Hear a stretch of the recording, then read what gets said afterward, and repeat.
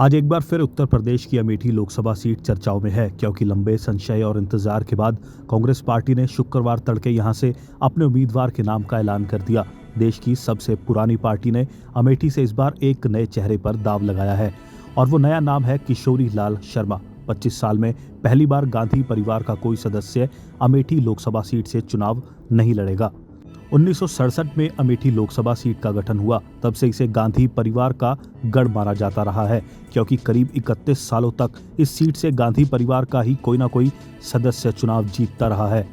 यूं तो अमेठी से संजय गांधी, सोनिया गांधी और राहुल गांधी भी सांसद चुनकर लोकसभा पहुंचे, लेकिन जितना प्यार अमेठी की जनता ने पूर्व प्रधानमंत्री राजीव गांधी को दिया, उतना गांधी परिवार के किसी दूसरे सदस्य को नहीं मिल पाया। अमेठी में गांधी परिवार की एंट्री 1977 के चुनाव में हुई, जब पूर्व प्रधानमंत्री इंदिरा गांधी के छोटे बेटे संजय गांधी यहां से लोकसभा चुनाव लड़ने पहुंचे, लेकिन जनता पार्टी के रविंद्र प्रताप ने उन्हें शिकस्त दे दी। ऐसा इसलिए हुआ क्योंकि ये इमरजेंसी के बाद का चुनाव था और जनता में इंदिरा, संजय और कांग्रेस तीनों के खिलाफ ही नाराजगी थी। हालांकि 1980 के आम चुनाव में संजय गांधी ने बाजी पलट दी और अमेठी में गांधी परिवार की नींव रखी, लेकिन उसी साल संजय की एक विमान दुर्घटना में मृत्यु हो गई और अमेठी सीट खाली हो गई।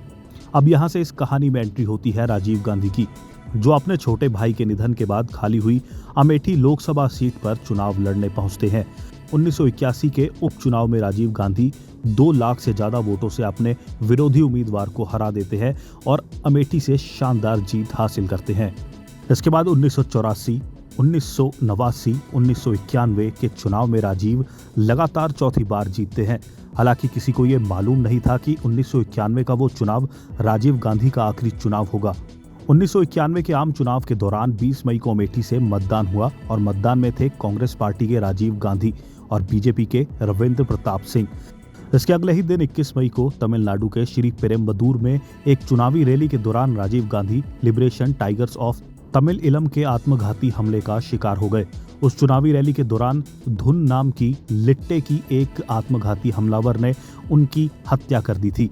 देश और दुनिया को हिला देने वाली इस घटना के बाद जब इस चुनाव में पड़े वोटों की गिनती की गई तो राजीव गांधी 53.23% वोटों के साथ विजय हुए, जबकि रविंद्र प्रताप सिंह को 21.35% वोट मिले।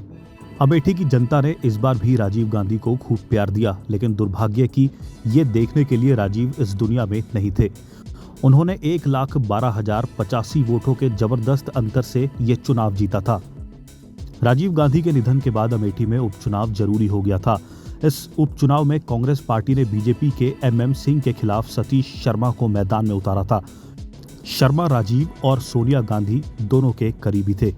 चुनावी प्रक्रिया के बाद शर्मा 53.88% वोटों के साथ विजय हुए, जबकि सिंह को 24% वोट मिले।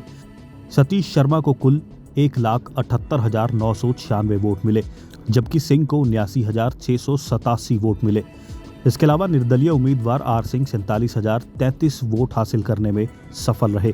अमेठी से अपने जीवन की राजनीतिक पारी शुरू करने वाले राजीव गांधी ने एक के बाद एक लगातार 4 चुनाव जीते और ये भी एक संयोग है कि अपने जीवन का आखिरी चुनाव भी उन्होंने अमेठी से ही लड़ा और जनता ने भी उन्हें खूब प्यार दिया।